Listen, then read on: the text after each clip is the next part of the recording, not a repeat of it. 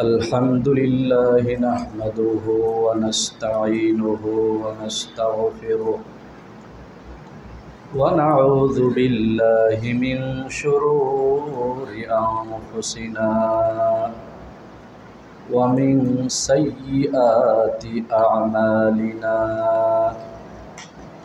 من يهده الله فلا مضل له ومن يضلله فلا هادي له ونشهد أن لا إله إلا الله وحده لا شريك له ونشهد أن سيدنا وسندنا وحبيبنا ومولانا محمدا عبده ورسوله الذي أرسله الله إلى كافة الناس بشيرا ونذيرا وداعيا إلى الله بإذنه وسراجا منيرا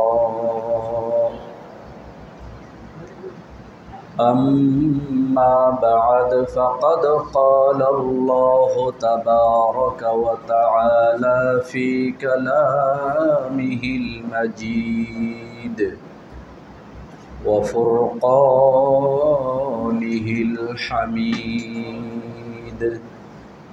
أعوذ بالله من الشيطان الرجيم بسم الله الرحمن الرحيم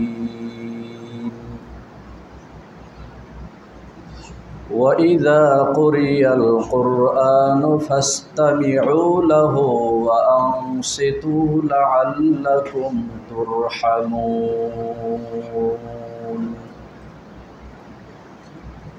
وقال رسول الله صلى الله عليه وسلم خيركم من تعلم القرآن وعلمه وقال رسول الله صلى الله عليه وسلم من قرأ حرفا من كتاب الله كانت له به حسنة والحسنة بعشر أمثالها أو كما قال عليه الصلاة والسلام اللهم صل على محمد وعلى آل محمد كما صليت على إبراهيم وعلى آل إبراهيم إنك حميد مجيد محترم حاضرین আল্লাহ রব্বুল আলমিনের অশেষ মেহেরবানি যে আল্লাহ রব্বুল আলমিন আমাদের সকলকে অত্যন্ত দয়া করে মায়া করে মোহাব্বত করে আল্লাহ পাকের অত্যন্ত গুরুত্বপূর্ণ হুকুম জুমার নামাজ মসজিদে আদায় করার জন্য সময় মতো আল্লাহ পাকের সবচেয়ে প্রিয় স্থান সবচেয়ে পছন্দনীয় স্থান আল্লাহ পাকের ঘর মসজিদে উপস্থিত হওয়ার তৌফিক দান করেছেন। দিল থেকে মোহাব্বতের সাথে সেই আল্লাহ রব্বুল আলমিনের শুকর আদায় করি আলহামদুলিল্লাহ। মুহতারাম হাজরিন, আল্লাহ রব্বুল আলমিন এই পৃথিবীতে মানুষকে সৃষ্টি করেছেন মানুষের আমলকে দেখার জন্য। কে কত সুন্দর আমল নিয়ে আল্লাহ রব্বুল আলমিনের কাছে উপস্থিত হতে পারে। যার আমল যত সুন্দর হবে আল্লাহ রব্বুল আলমিনের কাছে তার মর্যাদা এবং তার দাম তত বেশি হবে। যার আমল যত এখলাসপূর্ণ হবে আল্লাহ রাব্বুল আলামিনের কাছে তার সম্মান মর্যাদা তত বেশি হবে। বাহ্যিক দৃষ্টিতে আমাদের যদিও দেখতে মনে হয় যে আমার প্রতিবেশী, আমার মহল্লা, আমার মসজিদের অমুক মুসল্লি দেখতে তো এত সুন্দর না, এত সম্ভ্রান্ত পরিবারের সন্তান নয়, তার সম্পদ তো এমন এত বেশি না, তার চাইতে আমি সম্পদের দিক থেকে অনেক সম্পদশালী, সম্পদ আল্লাহ পাক আমাকে বেশি দান করেছেন, অন্যের চাইতে আল্লাহ রাব্বুল আলামিন আমাকে শিক্ষা দীক্ষায় অনেক উচ্চ মর্যাদা দান করেছেন। এটা আপনি বাহ্যিক দৃষ্টিতে আমি আর আপনি মনে করলে কি হবে? আল্লাহ রাব্বুল আলামিনের নিকটে দাম তার সবচাইতে বেশি যার আমল যত বেশি সুন্দর, যার আমলে যত ইখলাস হবে, আল্লাহ রাব্বুল আলামিনের ফজল করমে তার আমলের দাম আল্লাহ রাব্বুল আলামিনের কাছে তত বেশি হবে। এই জন্য মুহতারাম হাজরিন, মসজিদের কোনার মধ্যে একজন মুসল্লি এমন হতে পারে যে ছেঁড়া ফাটা কাপড় চোপড় পরিধান করে, পরনে আসলে এমন নিম্ন এবং কম দামি নিম্নমানের কাপড়, যেই কাপড় দেখলে আপনার আমার চয়েস নাও হতে পারে, কিন্তু তার আমল আল্লাহ রাব্বুল আলামিনের কাছে এতটাই পছন্দনীয়, সে আল্লাহ পাকের কাছে যতটুকু আমল করে এতটা ইখলাসের সাথে আমল করে যে সেই ব্যক্তির পোশাক পরিচ্ছদ দেখে আপনার আমার পছন্দ না হলেও আল্লাহ রাব্বুল আলামিনের কাছে সে একজন খাঁটি ওলি হিসাবে আল্লাহ পাকের দফতরে তার নাম লেখা হয়ে গেছে। সে আল্লাহ পাকের কাছে আল্লাহ রাব্বুল আলামিনের একজন ওলি এবং খাঁটি দোস্ত হিসাবে স্বীকৃতি অর্জন করতে সক্ষম হয়েছে। এই জন্য আমরা তো মনে করি যে যত বেশি শিক্ষিত মানুষ হবে সে নামাজ না পড়ুক, যার সম্পদ যত বেশি হবে সে নামাজ না পড়ুক, জাকাত না দিক, হজ না করুক, সে আসলে আমাদের কাছে অনেক দামি মানুষ, সকলের দৃষ্টিতে অনেক সম্মানী মানুষ। সে আসলে সম্মানী মানুষ মানুষের কাছে দুনিয়ার দৃষ্টিতে, দুনিয়ার মানুষের দৃষ্টিতে তার সম্মান হয়তো বেশি হতে পারে, আল্লাহ পাকের দৃষ্টিতে এবং আল্লাহওয়ালা মানুষ যারা আছে তাদের দৃষ্টিতে একজন নিম্ন শ্রেণীর মানুষ রিক্সা চালক হতে পারে, কিন্তু 5 ওয়াক্ত নামাজ জামাতের সাথে পড়ে, তার জীবনে কোনো গুনাহ সে কোনো সময় করে নাই, কারো উপরে অন্যায়ভাবে কোনো সময় কথা বলে কাউকে কষ্ট দেয় নাই, এবং অবৈধভাবে কারো থেকে কোনো সময় একটি অর্থ অবৈধভাবে অর্জন করার চেষ্টা সে করে নাই, এমন একজন রিক্সা চালকের মর্যাদা আল্লাহ রাব্বুল আলামিনের দৃষ্টিতে আল্লাহ পাকের কাছে আমি আর আপনি যতই মনে করি না কেন তার মর্যাদা সম্মান খুবই কম, তার মর্যাদা সম্মান কিছুই নেই বলে মনে করি, কিন্তু আল্লাহ রাব্বুল আলামিনের কাছে তার সম্মান তার মর্যাদা অনেক অনেক গুণে বেশি। আপনারা এই কুড়িগ্রামে একজন মসজিদের ইমাম সাহেব ছিলেন, প্রায় 20 বছর পরে ওনার দাফনের পরে ওনার লাশ পাওয়া গিয়েছিল।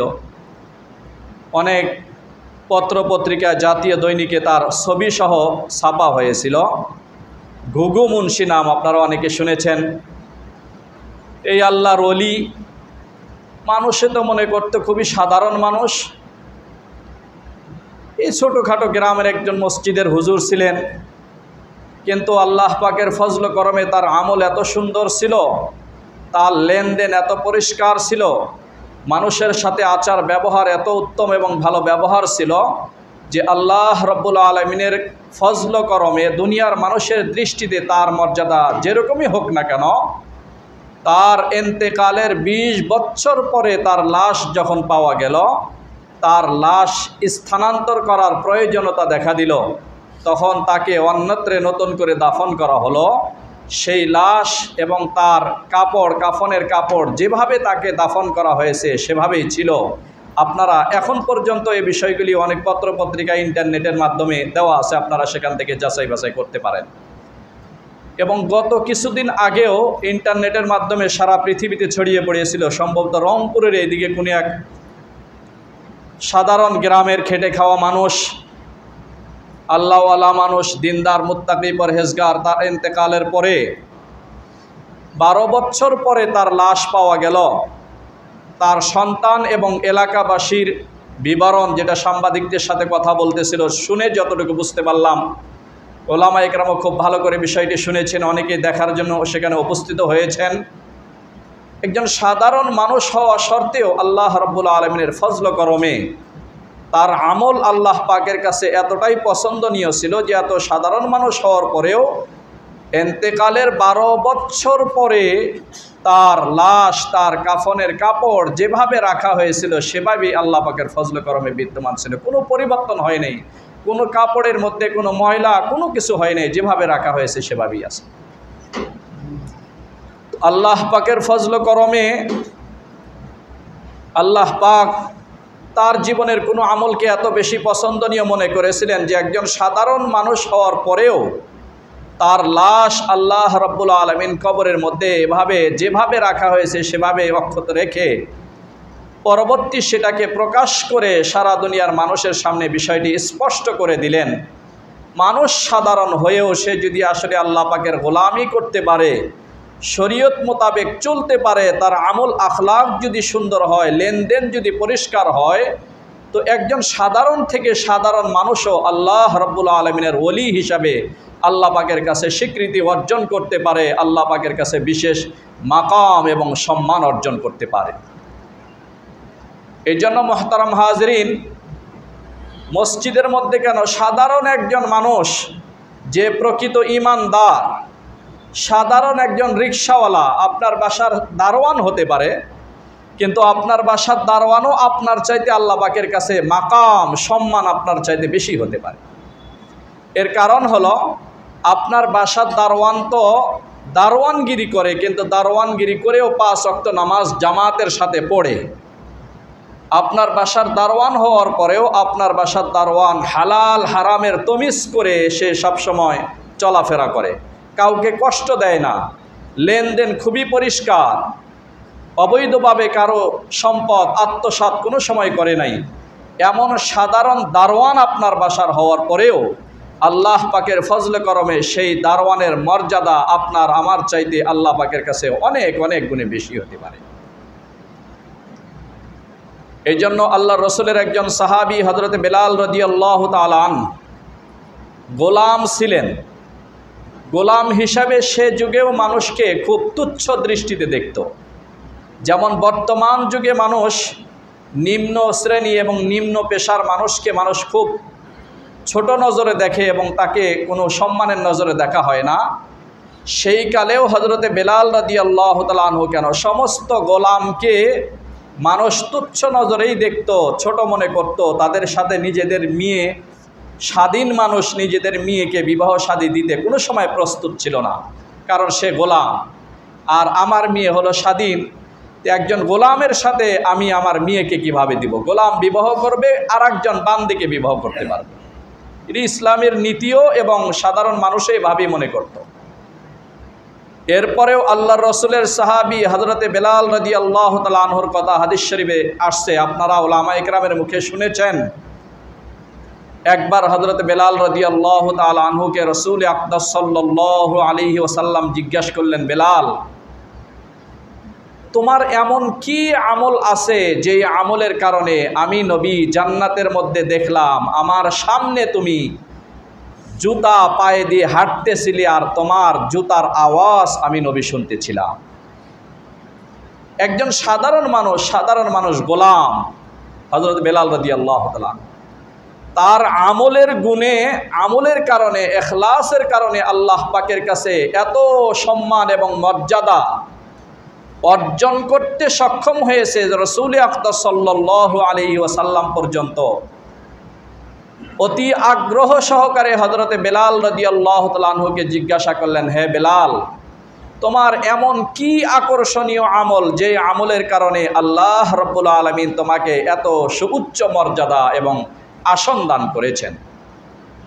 যেন বেলাল তোমার সেই আমলের কথা শুনে আমার কিয়ামত পর্যন্ত ইয়াতিম উম্মত সেই আমল করে জান্নাতে তোমার মতো মর্যাদা এবং সম্মান অর্জন করতে পারে।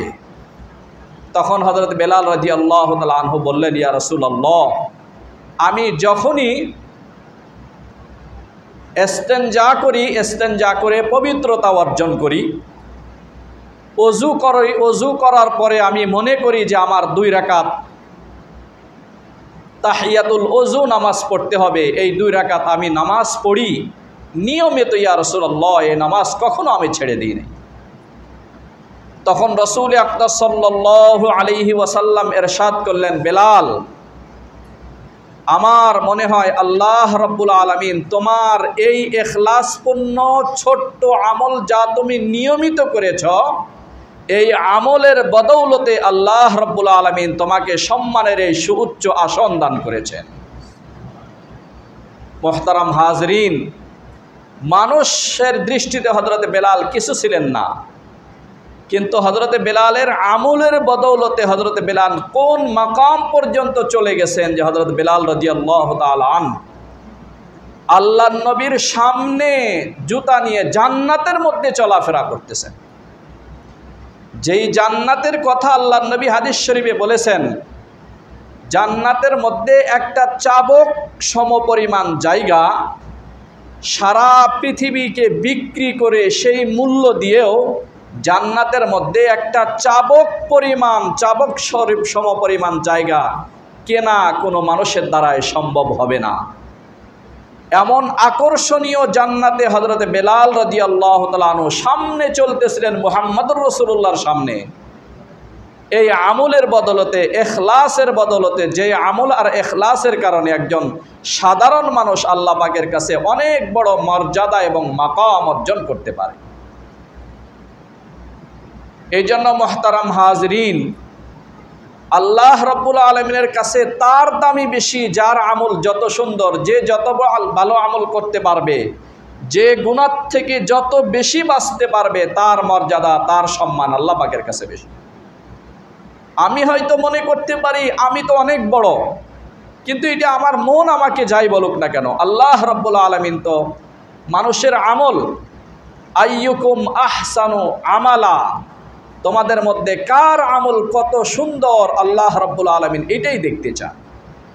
এই জন্য আমাদের প্রতিযোগিতা এই দিকে হওয়া দরকার যে আমার আমল কত সুন্দর হলো, আমি নিজের আমলকে কত সুন্দর করতে পারলাম, মানুষের সাথে আমার আচার ব্যবহার কত সুন্দর হলো, আমার লেনদেন কত সুন্দর। একজনের থেকে কোনো সময় টাকা ঋণ নিছি, এই টাকার দেওয়ার কোনো খবর নাই, একবার সে টাকা ঋণ দেওয়ার পরে তওবা করছে, আমার জিন্দেগিতে আমি আর কোনো সময় কাউকে টাকা ঋণ দিব না।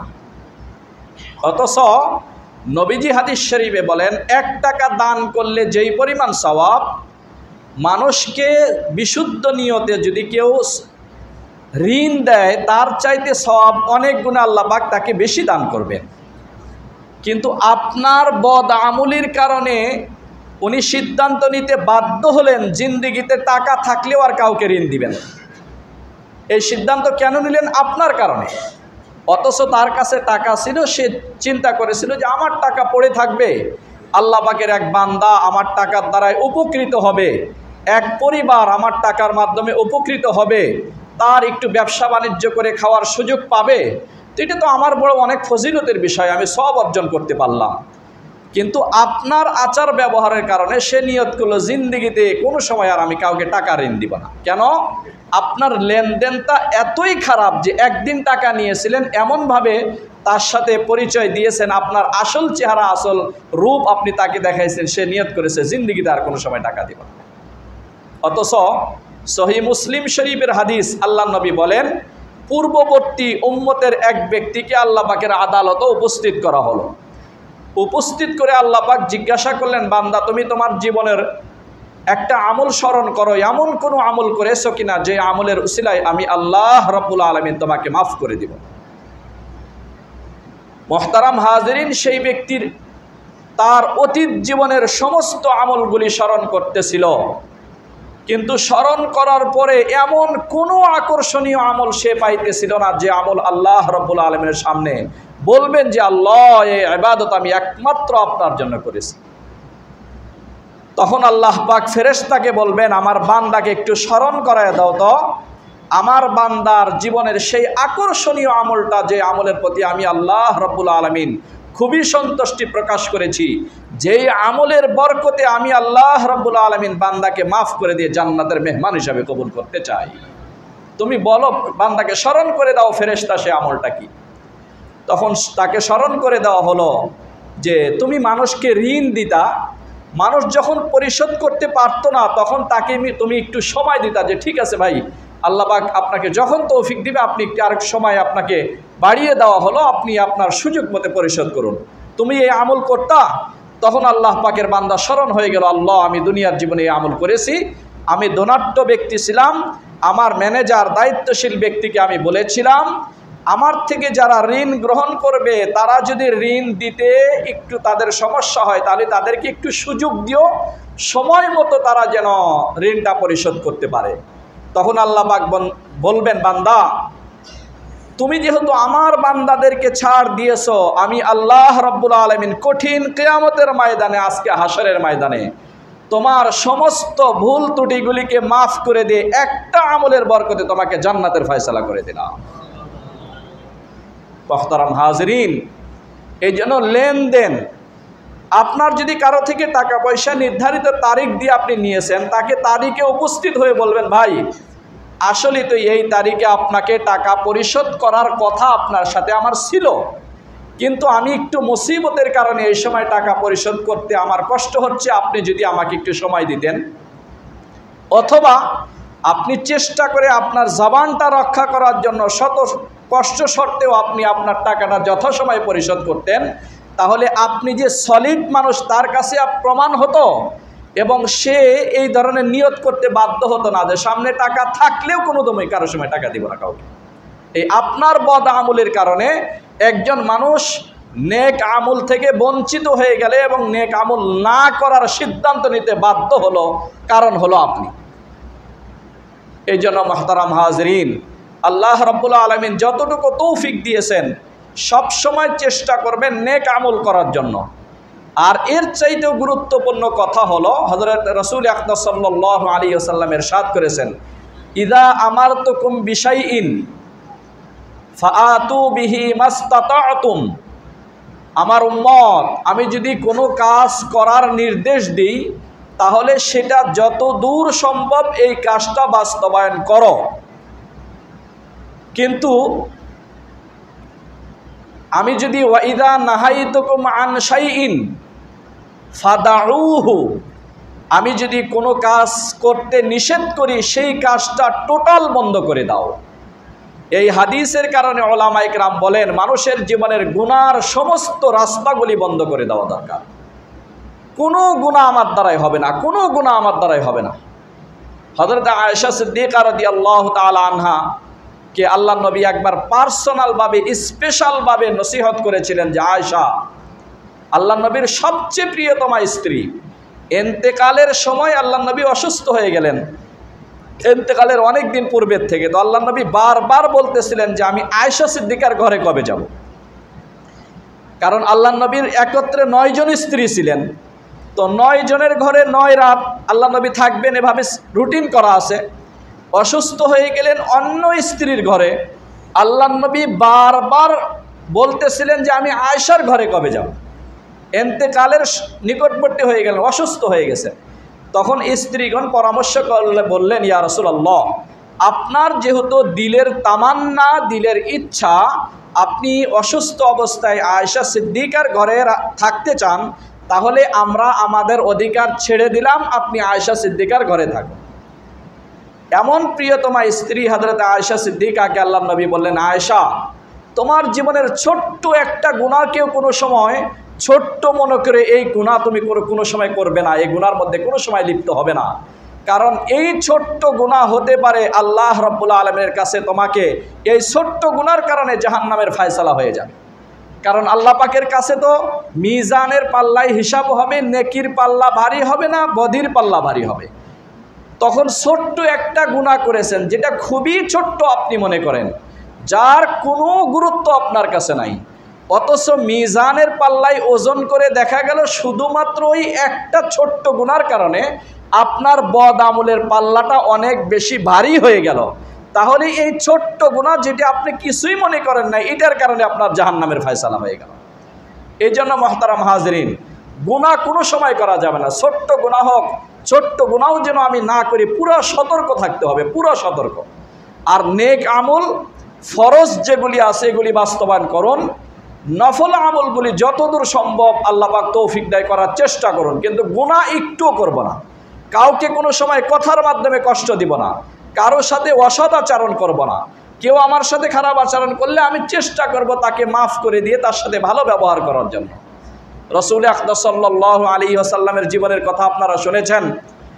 একজন ইহুদি আল্লাহর নবী ক্লান্ত অবস্থায় একটি গাছের নিচে বিশ্রাম নেওয়ার জন্য সেখানে একটু শুয়ে পড়লেন। তলোয়ারটা গাছের সাথে একটা ডালের সাথে ঝুলন্ত অবস্থায় রেখে, এটাকে সুবর্ণ সুযোগ হিসাবে মনে করে একজন ইহুদি এসে আল্লাহর নবীর ওয়াজান্তে তলোয়ার হাত থেকে নিয়ে খাপ থেকে তলোয়ারটা বের করে আল্লাহর নবীর উপরে তলোয়ার ধরে বললেন, এ মুহাম্মদ, বলো আজকে আমার হাত থেকে তোমাকে কে রক্ষা করবে? মুহতারাম হাজরিন, তখন রাসূল আকরাম সাল্লাল্লাহু আলাইহি ওয়াসাল্লাম ঘুম থেকে জাগ্রত হয়ে এই অবস্থা দেখে সাথে সাথে বললেন, আল্লাহ রাব্বুল আলামিন আমাকে তোমার হাত থেকে রক্ষা করবে। এই কথা বলার সাথে সাথে তার হাতটা আল্লাহ পাকের কুদরতিভাবে কম্পন শুরু হয়ে গেল। ইহুদির হাত, তার হাত থেকে তলোয়ারই পড়ে গেল।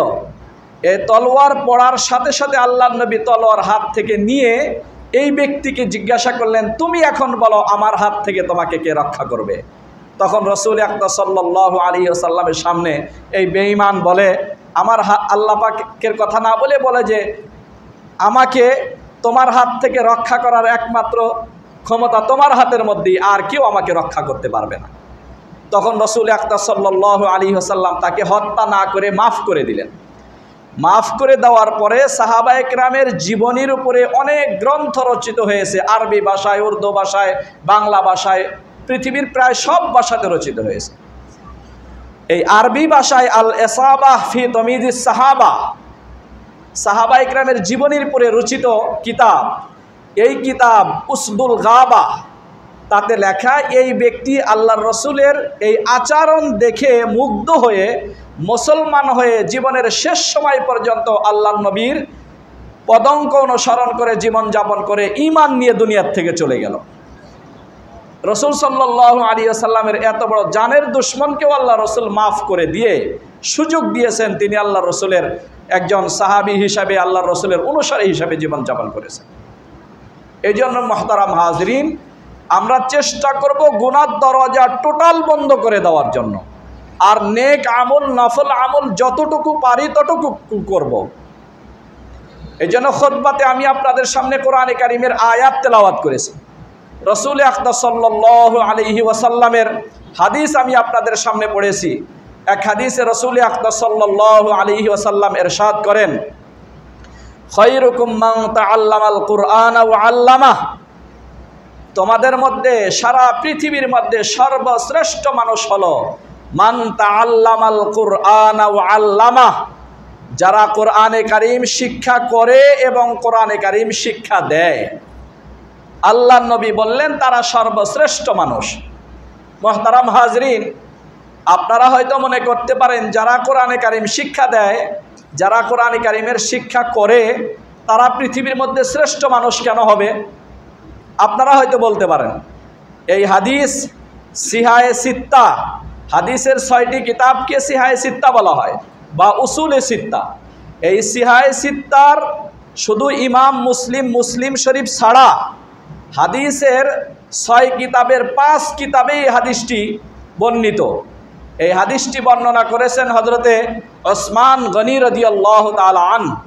রাসূল আকরাম সাল্লাল্লাহু আলাইহি ওয়াসাল্লামের অত্যন্ত প্রিয় একজন সাহাবী হযরতে ওসমান গনি রাদিয়াল্লাহু তাআলা আনহু হাদিস বয়ান করেছেন। 10 জন সাহাবীকে আল্লাহ নবী একত্রে জান্নাতের সুসংবাদ দিয়েছিলেন, আপনারা শুনেছেন। একত্রে 10 জন সাহাবীকে আল্লাহ নবী জান্নাতের সুসংবাদ দিয়েছিলেন। এভাবে বলেছিলেন, আবু বকর ফিল জান্নাহ, ওমর ফিল জান্নাহ, ওসমান ফিল জান্নাহ, আলী ফিল জান্নাহ। এভাবে একত্রে 10 জন সাহাবীকে এক বৈঠকে আল্লাহ নবী জান্নাতের সুসংবাদ দিয়েছিলেন। তাদেরকে মুহাদ্দিসিনদের পরিভাষায়, হাদিসের পরিভাষায় বলা হয় আশারায়ে মুবাশশারা, জান্নাতের সুসংবাদপ্রাপ্ত 10 জন সাহাবী। এই জান্নাতের সুসংবাদপ্রাপ্ত 10 জন সাহাবী এই হাদিসটিকে বর্ণনা করেছেন। আল্লাহ নবী ইরশাদ করেন, তোমাদের মধ্যে শ্রেষ্ঠ মানুষ যারা কোরআনে কারীম শিক্ষা করবে ওয়া করবে শিক্ষা দিবে।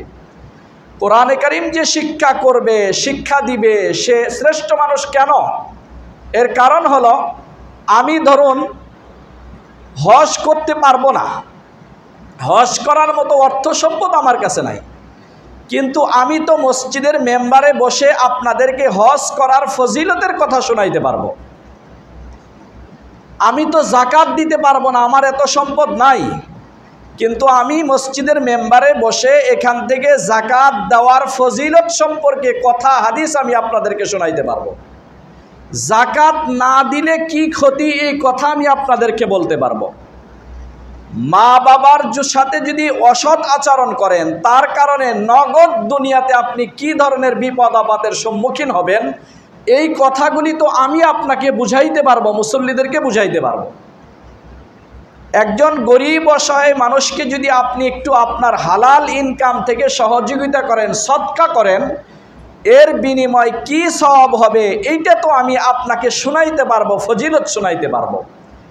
তাহলে আমার এই বয়ান শুনে আপনি যদি হজ করেন, আপনি যদি জাকাত দেন, আপনি যদি অসহায় মানুষকে দান দিয়ান করেন, আপনি যদি অপর ব্যক্তিকে একটু আপনার গচ্ছিত সম্পদ তাকে ঋণ দিয়ে তাকে চলার জন্য সহযোগিতা করে থাকেন, আপনি যত ধরনের নেক আমল করবেন, নেক আমল করে যেই পরিমাণ সওয়াব আল্লাহ রাব্বুল আলামিন আপনার আমলনামায় দান করবেন, এই পরিমাণ সওয়াব আপনাদের সকলের আমলনামায় আল্লাহ পাক দেওয়ার পরে আপনারা যারা যারা আমার কথা শুনে বা উলামায়ে কেরামের কথা শুনে আমল করেছেন, এই সমস্ত মুসল্লিদের সওয়াব আল্লাহ রাব্বুল আলামিন আমার আমলনামায় দিয়ে আমার আমলনামাকে আল্লাহ পাক পরিপূর্ণতা দান করবেন। এই জন্য মুহতারাম হাজরিন, আপনারা সবাই আমল করে যেই সওয়াব পাবেন, আল্লাহ পাক সেই সওয়াব আপনাকে দিবেন। আমি শুনানের কারণে আল্লাহ রাব্বুল আলামিন আমাকে তার সমপরিমাণ সওয়াব দিয়ে, আমি যে উদ্যোক্তা আপনাকে শোনাইছি সেই কথা, সঠিক কথা, এই সওয়াব এবং এই বদলা আল্লাহ পাক এই নেকি আমার আমলনামায় দান করবেন। সেই জন্যই রাসূল আকরাম সাল্লাল্লাহু আলাইহি ওয়াসাল্লাম বলেছেন, খায়রুকুম মান তাআল্লামাল কুরআন ওয়া আল্লামা, তোমাদের মধ্যে শ্রেষ্ঠ মানুষ সে যে কোরআনে কারীম শিক্ষা করে এবং অপরকে কোরআনে কারীম শিক্ষা দেয়। হাদিস শরীফে রাসূল আকরাম সাল্লাল্লাহু আলাইহি ওয়াসাল্লাম ইরশাদ করেন, ইজা মাতাল ইনসান, মানুষ যখন মারা যাবে, মারা যাওয়ার সাথে সাথে মানুষের নেক আমল লেখার দায়িত্বে যে নিয়োজিত ছিল সেই ফেরেশতা আর বদ আমল লেখার দায়িত্বে নিয়োজিত ফেরেশতা, দুনো ফেরেশতা তাদের রেজিস্টার বন্ধ করে দিবে, কারণ আমল করার তো আর কোনো পথ নাই, বন্ধ হয়ে গেছে, তাদের দায়িত্ব শেষ।